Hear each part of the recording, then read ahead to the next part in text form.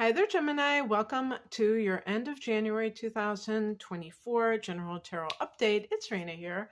Yes, the card's already laid out. Rarely happens, but it does happen. The heart of the matter is the Hierophant. This card is associated with Taurus. I think it's more appropriate for Sagittarius, your opposite sign, because of what it represents.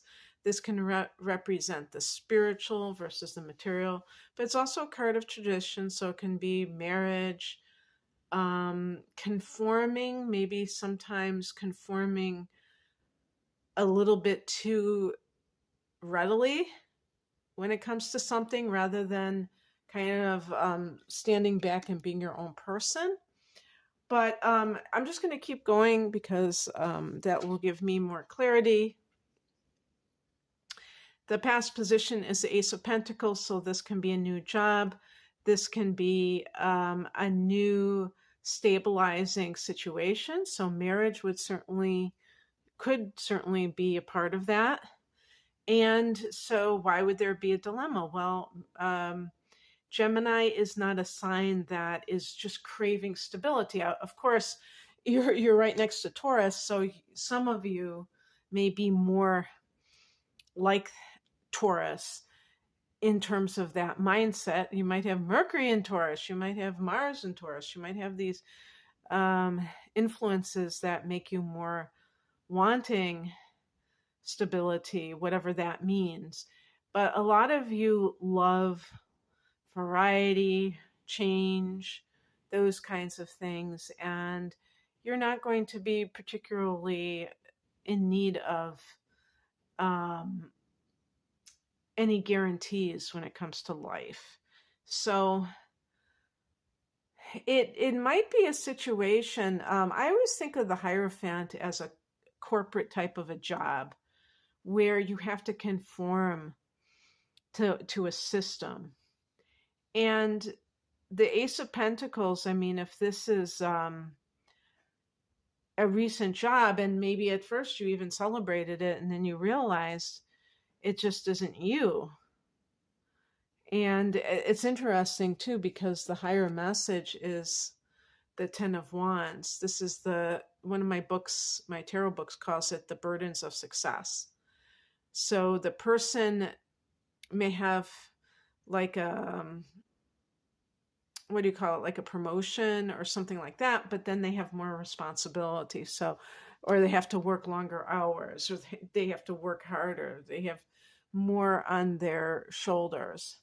And so is that really a step up, in other words? So when we look at things philosophically, rather than just from the material level, that's when these things can come in that make us realize, oh, wow, no, it isn't what I thought it was. And it's not all that. I don't really like, what is going on here, what the setup is. This doesn't really speak to me. So, yeah, it's a very interesting dilemma.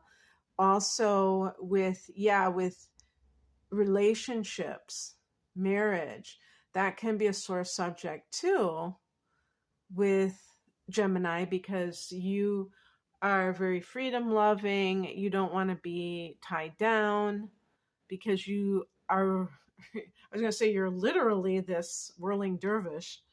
But I don't like to use the word literally too excessively, like a lot of people do. But yeah, I mean, you just are somebody who may have a lot going on in your life, and you don't want someone trying to tie you down in a relationship where you don't have the ability to kind of move around and do your own thing. So that could be a sore spot too. And the Ten of Wands is really about, in some cases, taking on responsibility that doesn't belong to you. So, and that can even be on the emotional level too. The wands can relate to career. So if this is a career situation, then that's right on point. But we can extend it to other areas of life. And people who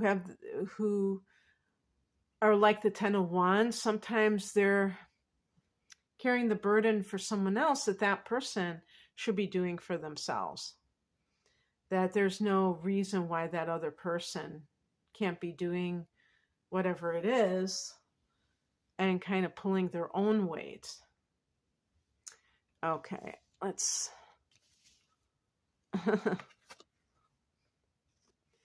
What crosses you is the Two of Swords. Now in this deck, they do not have Roman numerals, but one of the things, and maybe this is a little bit silly and not that big of a revelation, but one time I looked at the Roman numeral 2, and I'm like, oh my God, that's Gemini's symbol.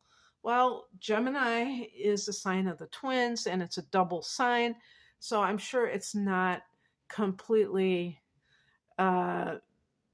disconnected from that.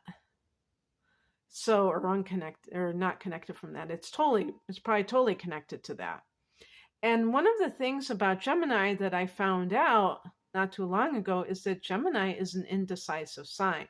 I always thought that Pisces and Libra held the record for that. But apparently Geminis are right up there. I think with Gemini, it's like FOMO, fear of missing out, where if you make one decision, I mean, it could even be, where should I go and have a cup of coffee today? Oh, but if I go here, then I won't be able to go there. And it's like, it can really be taken to the silliest extremes. But in this case, I even feel like with this particular card in general, the individual has a blindfold over their eyes. So she, in this deck, it shows her at the horns of a decision. But is it really a decision? Is it a true decision? Or is she, and the moon can represent deception, or is she, and even the water in the background to me can be like the emotions kind of tricking the person into a certain feeling about a situation that they might have even been manipulated into. But what I feel like with the Two of Swords, it's like self-deception. It's like thinking, oh, okay, I have to make this decision, and it's a false choice.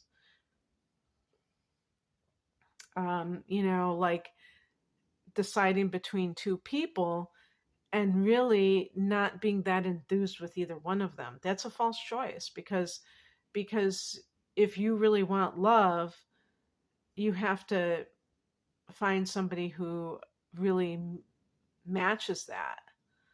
It's not just like a warm body. And that's kind of like the decisions. A decision that you may have to make may not be a decision at all. And really what you may have to do is see that the situation isn't as promising as you think it is. So yeah, like an example would be this job that the Hierophant represents. Maybe it's even like a government job. And then you get this new job offer and you are not sure whether or not you want to take it. Maybe it pays more money, but it requires more commitment. In the United States, we have a situation where if somebody's in management, for instance, they don't get paid by the hour. They may seem like they're making more money, but they don't get paid overtime. I mean, that's what I understand. If I'm wrong about that, that's fine. But I've heard that salaried employees, sometimes they have to work longer hours, and that's just how it is. So having time poverty isn't necessarily a step up, in other words. Or feeling stressed because of the amount of responsibility that you have. What's coming in is the Justice card. So yeah, even in relationships, the Hierophant itself can be a card of marriage. So if there has been some new situation that has arisen, Maybe you've met somebody that feels more aligned. And Ace of Pentacles, this could be the real deal. When love, when the Ace of Pentacles shows up in a love reading, for instance, it might be a relationship that is really grounded, is really solid.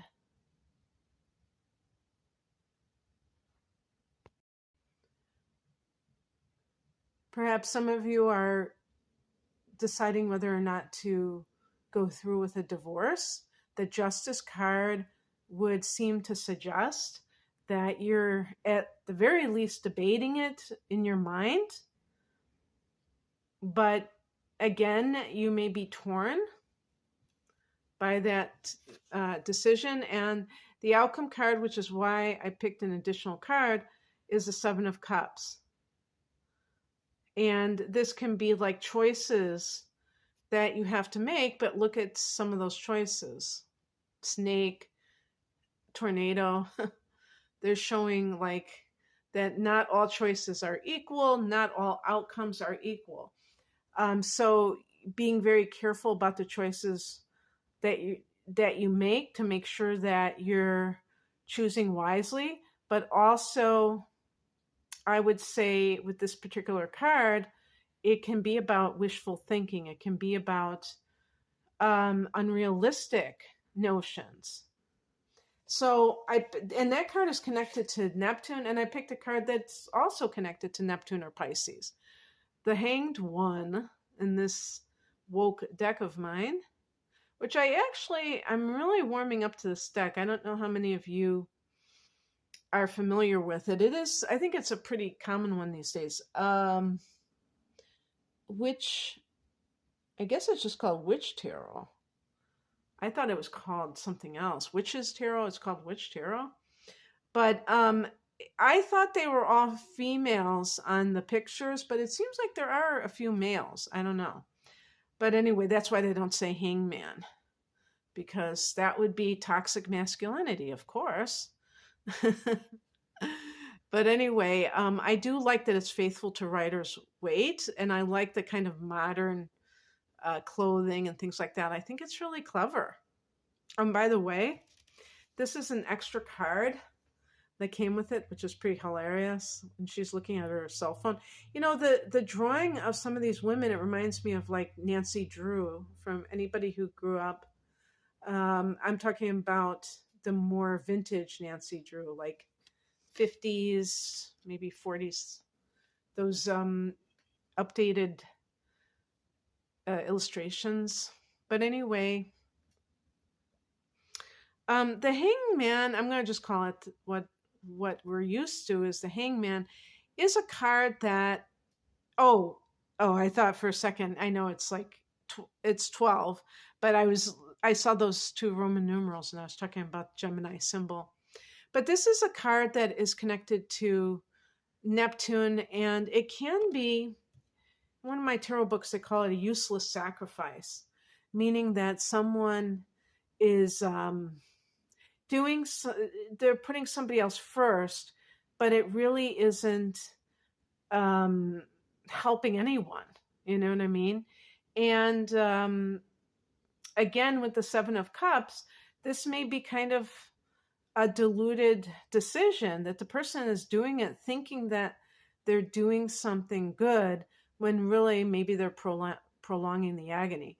So like with the Hierophant, if this is a marriage situation and you really feel that you're incompatible with someone, but you're deciding to stay for the children, that's a big one, sacrificing for the children. Well, the children feel those negative vibes, the undercurrent, the emotional undercurrent. So sometimes people are saying they're doing it for the children, but really they're doing it for themselves. So whatever's going on, just realize that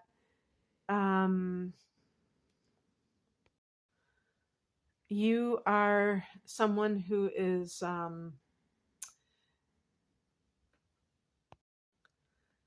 in the driver's seat of your own life. And so by not allowing yourself to kind of be influenced by what other people are telling you. The Hierophant can be what tradition is telling you or your culture, whatever that thing that makes people want to conform, that you're able to say, yeah, you know what? I have my own reasons for what I'm doing, and I'm going to do what I feel is important. And so I want to pick an additional card only because I'm just cutting the deck in half once. Isn't that perfect for a Gemini? Isn't that just typical? Always getting these ambivalent messages, because the hang, oh yeah, that's another thing about the hangman. That's also about feeling like you're in limbo, like you don't have the ability to move forward, but you can't, you just have to kind of be in this place, and you can't, you're like kind of waiting to be set free. So again, with the Justice card, this could have something to do with getting a divorce and waiting to hear from the judge that you are, legally emancipated from a marriage. Let me pick an additional card. But the Two of Wands can also be two careers that you're choosing from, and even it can even be a card of relocation sometimes, depending on the circumstances. Oh no, there's no way.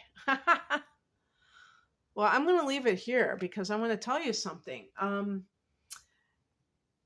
This is a card, the Two of Pentacles is a card of juggling things in your life. You might be working and going to school. You might be working two jobs. You might be taking care of a family member and taking care of your own family. But the thing is that sometimes this is kind of like how Geminis roll. This is a card, the person is kind of juggling. So that's something that Geminis may know, that that's how they tend to move through life.